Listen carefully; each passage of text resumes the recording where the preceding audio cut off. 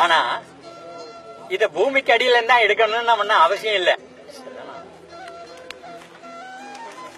ஒவ்வொரு வீட்டுக்கு பின்னாடியும் ஒரு சாண எரிவாயு கலன் கட்டி கொடுத்துடுறது.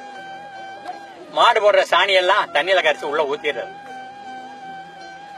அது மத்தியில இருக்கிற சின்ன குழா வழியா அடுப்படிக்கு கொண்டு வந்துட்டோம்னா அதிலே நம்ம அடுப்படிக்கலாம், லைட் போடலாம், காத்தாடி சுத்தலாம், மோட்டார் ஓட்டலாம். அப்படி ஒவ்வொரு வீட்டுக்கு பின்னாடியும் ஒரு எரிசான கிணறு போட்டோம்னு சொன்னா இந்த பூமிக்கு அடியில இருந்து எடுக்க போறோம்னு சொல்றாங்க பாருங்க. எப்படி நல்லா யோசிச்சு பாருங்களேன்.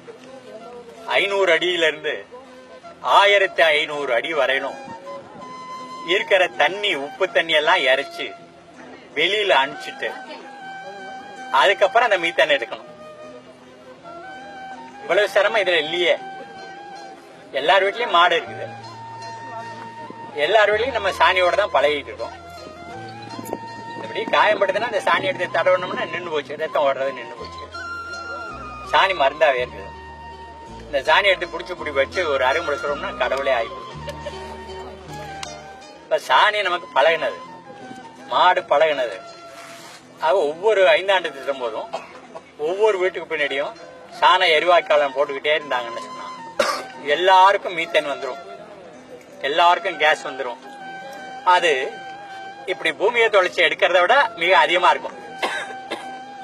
அப்படி இருக்கும்போது ஏன் இத கீழே எடுக்கிறாங்கன்னு சொன்னா 5000 கோடி ரூபாய் அவன் அரசாங்கத்துக்கு கொடுக்குறான், 6 லட்சம் கோடி ரூபாய் அவன் லாபம் எடுத்துட்டு போறான்.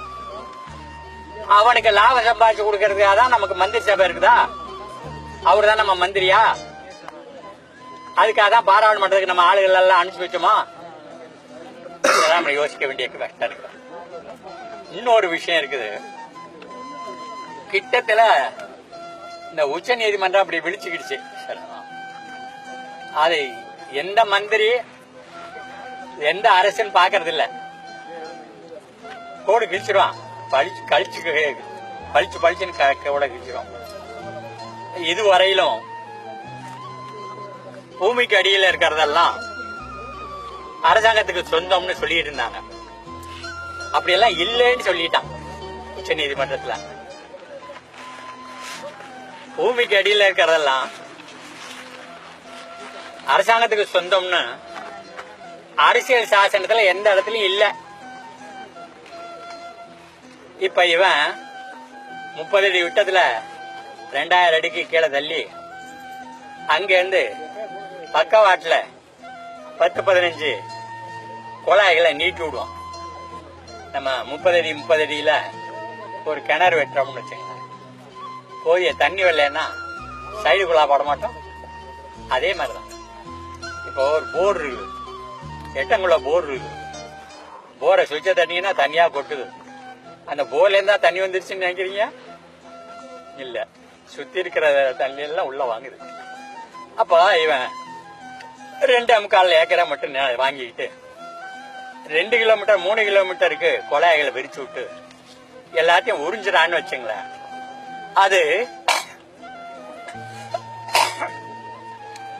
மகா திருட்டு. அடுத்தவன் நிலத்தை கிழக்கிற சொத்தெல்லாம் திருடிக்கிறது வேலை. அதனால எந்த நீதிமன்றத்திலையும் இது நிக்காது, எந்த ஜட்ஜுகிட்டையும் யாரும் போய் சேரலாம்.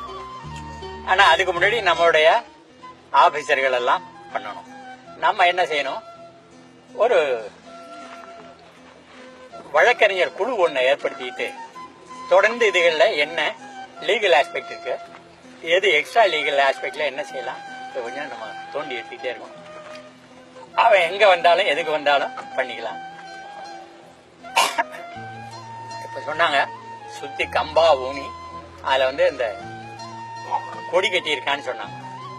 எல்லாரும் போய் ஆளுக்கு ஒரு குச்சியையும் கொடியும் பிடிக்கிட்டு ஒரே இடத்துல போட்டு தீய ஊச்சி கொளுத்துனீங்கன்னா இந்த தொலைக்காட்சி நண்பர்கள் அதை படமா எடுத்துக்கிட்டு அப்படி தமிழ்நாடு முழுக்க அவங்களுக்கு காட்டுவாங்க. முன்னாடியே கெயில் நிறுவனம் எங்க எல்லாம் ஓட்ட போடுறானோ ஓட்ட போட்டு அதுல என்ன இருக்குன்னு சோதிக்கிறதுக்காக உள்ளுக்குள்ள வெடிகுண்டை வச்சு வெடிக்கிறாங்க. அது பூமியில பிளவுகள் உண்டு பண்ணிட்டு மேல இருக்கிற தண்ணி எல்லாம் கீழே போயிடுது, நிலத்தடி தண்ணி இல்லாம போகுது. ஒரு பொடி குழாய உயரமா வச்சு விட்டு அதுல காத்து அதுல வெளியில விடுறாங்க. அது தீப்பிடிச்சு எரிஞ்சுக்கிட்டே இருக்குது. அதனால கட்சி சாராத தலைவர்கள் எல்லாரும் சொல்றாங்க, இந்த திருவாரூர் மாவட்டத்துல எங்க எல்லாம் கெயில்காரன் இது மாதிரி கொலை வச்சு விட்டு போறானோ அங்க எல்லாம் 3 வருஷமா மழையே இல்லை. மேல இருந்து மழை கிடையாது, கீழே இருக்கிற தண்ணியையும் வெடி வச்சு கீழே கிளப்பி விட்டுருவான். இதுலயும் என்ன பண்ண போறான், 35 வருஷம் மீத்தேன் எடுத்துட்டு 100 வருஷம் நிலக்கரி எடுக்க போறான். நெய்வேலியில் இருக்கிறத விட தரமான நிலக்கரியா, அதை விட இன்னும் அளவுல அதிகமாகவும் இருக்குதான். இங்க இருந்து ராமநாதபுரம் வரலும் இருக்குதான். ஒட்டுமொத்த தமிழகத்தை பாலைவனமாக்கக்கூடிய ஒரு திட்டம் பெரிய அளவுல போயிட்டு இருக்குது. இதை வேற யாரும் தடுத்து நிறுத்த முடியாது, மக்கள் மட்டும் தான் தடுத்து நிறுத்த முடியும். மக்கள் குரலே மகேசன் குரல். நன்றி, வணக்கம்.